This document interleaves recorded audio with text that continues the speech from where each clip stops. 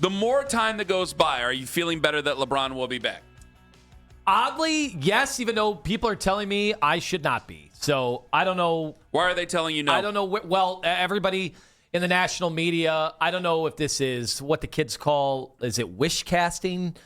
If they are just telling me I'm not allowed to be hopeful, but they're saying this is a terrible basketball fit for the Cavaliers and LeBron James, and that he should go to Minnesota. I don't understand. See, people go to Philadelphia and hope that Joel Embiid can actually stay healthy for the playoffs. Well, I've loved that you've had this opinion here. One, I agree with you. Two, I think it's very smart because the fit conversation, we are more concerned with fit than we've ever been. That's true. But on the same sentences, what do we know is fit anymore? What do we know is fit? There's been 8 champions in 8 years who playing 8 different brands of basketball. What the F is fit anymore? I'm dead serious, guys. What is it? Because LeBron, well, it doesn't fit. What is the fit? What is it? Like, there's no chance now with this new pseudo hard cap, because there's a second apron, so it's a hard cap. With this new hard cap, what is going to be the right perfect fit? There's no perfect basketball team. And it's made for parity. And we talk still in these absolutes, like we know what we're looking at, when the league has never been has not been this challenging in years and years and years. I don't know if it's ever been this challenging. Because if you go back through the history of the league, there's always been a dynasty somewhere. There's always been one. Give it a couple of years here, give or take. I don't know if there's ever been this many years in a row. I mean, I try to look back. Has there ever been this many years in a row where there's been different champions, other than maybe the infancy of the league? And even in the infancy of the league, probably not. Probably Boston was the one who won predominantly more championships than the others in the very infancy, and then obviously going into the later decades as well with the LA Lakers. Like, I don't know if there's ever been this much change. And really, I don't know if there's been this much change over in professional sports for a team. So who are we to say what fit is what? We don't know. You take the best basketball player in the history of the game over the last 20-plus years, and you bring him in, and you hope that there's going to be the right fit, but there's obviously going to be challenges that are involved there. So to bring up the fit, how do I know that Miami's going to be a better fit or Minnesota's going to be a better fit? Because you might like those players more. See, this is where I said, they mentioned wish casting. I think that you might have some of the members of the national media wish casting here. If this is a term that we're going to use for this segment, hopefully put away because I don't like the term. But if that's the way that people are thinking here, I brought this up before, and this is a very easy drumbeat, us against the world type of thing. I'm not trying to do it that way. I'm trying to be as pragmatic as possible and look at the way that they've treated Cleveland in the 4 years when LeBron came back, when you went to the finals every year. Now, by the time 2016 happened, there was less bellyaching. But by the time by the first NBA Finals run and then the 2 after they won the championship, it calmed down after that a little bit, but there was still this, the national writers don't want to go to Cleveland. They made jokes when he went to L.A. At least they don't have to fly to Cleveland anymore. They don't like being here when it's cold. They're mostly West Coast, sunny weather people. That's mostly who they are. They're either West Coast or East Coast, all right? And so in New York's New York. Los Angeles is good weather. They can go and do whatever they want, go to the arena later on, and it's just kind of a cool vibe that they have. When you come to Cleveland, you are living in a fishbowl. And, it's the Midwest. Sports is what we have. It ain't the weather. We all got bad weather in the Midwest, so we all look forward to sports more than some of the other cities out there. And that's just always seemed to rub the NBA national media wrong. Plus, weather also has a factor to it as well. Well, it's crazy, I just think that if we're talking real quick, if we're talking wish casting, quote unquote, they're kind of wishing that he doesn't come back. I think they're wishing he picks somewhere else. So one, they have a fresh story to write because a lot of this might be the same. And two, I don't think they want to come here. Did they just forget, though, that the Cavs did win 2 playoff series and won 50-some games? And do they remember? I don't think that matters. Did they remember think that matters to them? Okay, anybody that is pining for them to go to Golden State, do they remember that Golden State went 37-45 this past year? That also, for all that they wanted to talk about James Harden, like, you seen Draymond Green lately? Does that seem like somebody that is ready to win a championship now is like the best defensive player on your team at his age, But again, with all the mileage on his body. And that's why I put it, if he were from Sterling Heights, Michigan, I think they'd be saying the same thing about Detroit. I frankly, I got to tell you, I will throw Chicago in there, even with their rich history. I think if he were from Hinsdale, Illinois, I think they'd be saying the same thing about Chicago. Certainly Milwaukee, the same thing. I just think we all are a great big pile of snow to all those writers out there. And if you're not from here, you just don't get it. Like, people from the Midwest get it. But I think a person who really isn't from here is from either New York or the West Coast. They just see this as a place that they'd like to avoid during the wintertime. Kenny, you're talking about all the stuff that, But like I think they're faking the reasons behind the fit, because I think that there's a questionable fit with every team that's there. Because you're not just, I will admit, I don't think they're the same dramatic reasons in the past, but you are taking on a entirely different animal in LeBron than you would be a lot of free agents. It's just fine. I remember. You got to admit that. I remember Nick Wright, who came in studio with us during one of the NBA Finals runs. But I remember Nick Wright talking about how Kevin Durant was going to be a terrible fit with the Warriors. And I just think we overthink these things sometimes. Like, Nick Wright's a smart basketball guy. He gets the game. How could anybody think that just smart basketball players who are really good aren't going to just make stuff work? Like, I saw people say that James Harden was going to... I worried about fit when it came to Jaylen Brown coming to Cleveland if they were to trade away Evan Mobley. Yeah, sure. I always bank on guys just figuring it out that understand the sport. And James Harden was supposed to be a terrible fit with the Cavs also from some standpoints. I think it was mostly just Darius Garland fans hoping that he would be terrible. And then he had big playoff games and helped them get to the Eastern Conference Finals. Yeah, they hit a wall then, but as I said, there were 26 other teams would have loved to be as far as the Cavs, to get as far as the Cavs did last year. And I just think it's hard for me to envision a world where LeBron, who is a massive upgrade over Dean Wade, wouldn't help the Cavaliers, which was an obvious point of weakness last year. The wing position. What does LeBron play? Wing. I don't know. I think he'll probably be okay with that.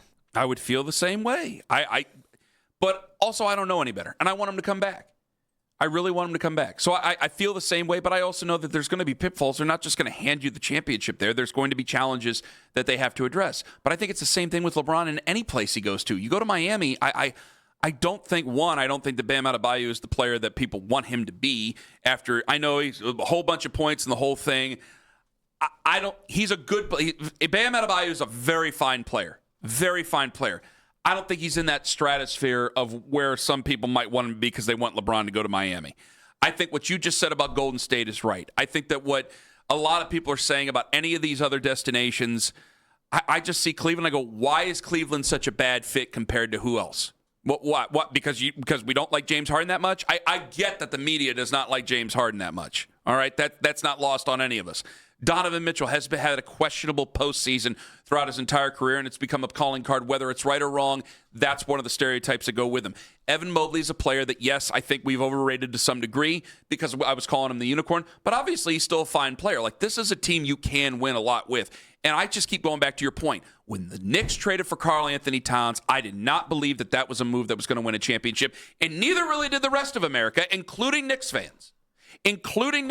So we know less about what works and what doesn't in the NBA than really we ever have in our entire lives. That's 100% true. Because throughout history, we're going on a decade now, guys, of different champions. And before, we had a history of dynastic teams that you can make the comparison to. You had this team that was built in the image of the Golden State Warriors or the LA Lakers or the Chicago Bulls or the Boston Celtics. You don't have that now. So now we're just kind of grasping at straws because we don't know what this league's going to be year to year to year.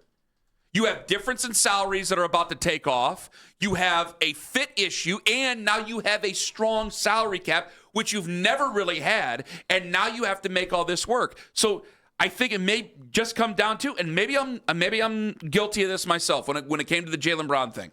Maybe I should just revert back to, hey, just get the talent and make sure that it all fits within the salary cap. Get them out there on the floor and get the thing to work. Maybe I was overthinking it myself. Now, we did have Danny Cunningham earlier and talked about Jared Allen could potentially be on the move. And it's not because Jared Allen's not a good basketball player. It's not that he hasn't been helpful. He was massive in 2 Game 7s, right? Yeah. In the first and second round.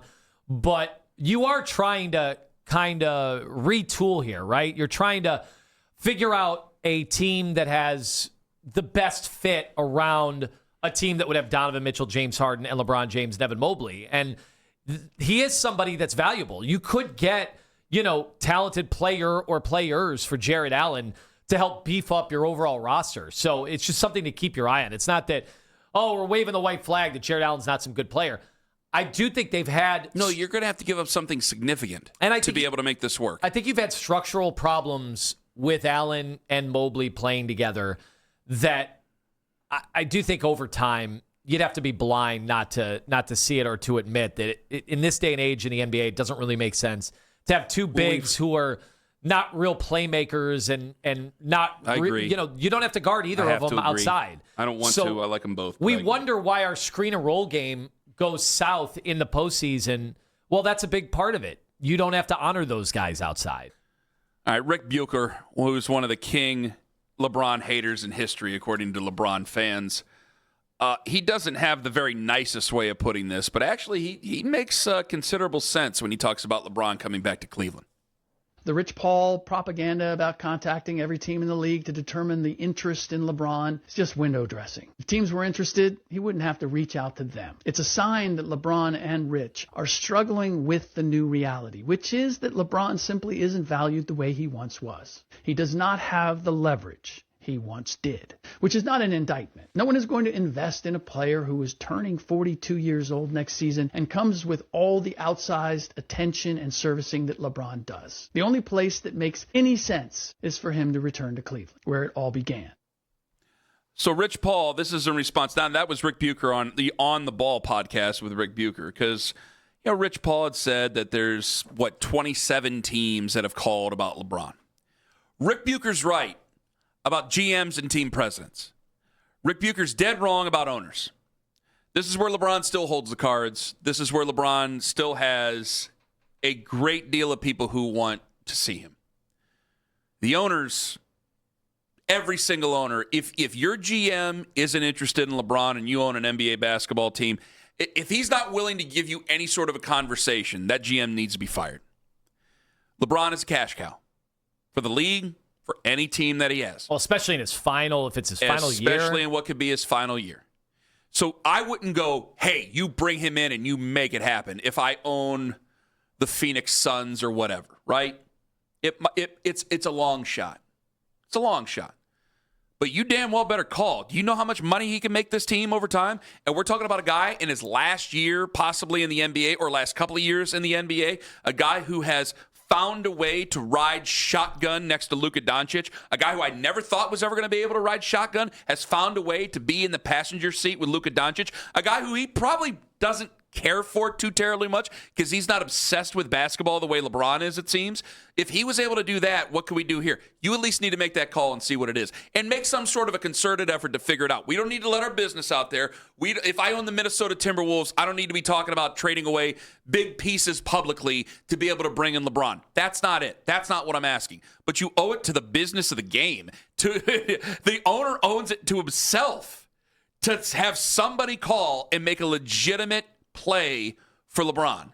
Ric Bucher's right. He's 41 years old. What more could he possibly do?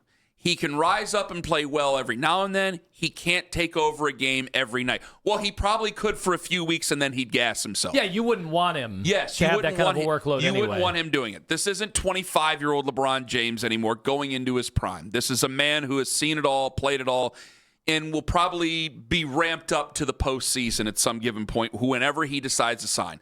But I don't believe for a damn second that he doesn't have some sort of a power because you have owners in this league and they know exactly what he means to them. Yeah, I do. I just think this maybe I'm being a little bit. Maybe I'm being a little crazy. You can call me out on it. This is far different from the LeBron of the one that came here in 2014.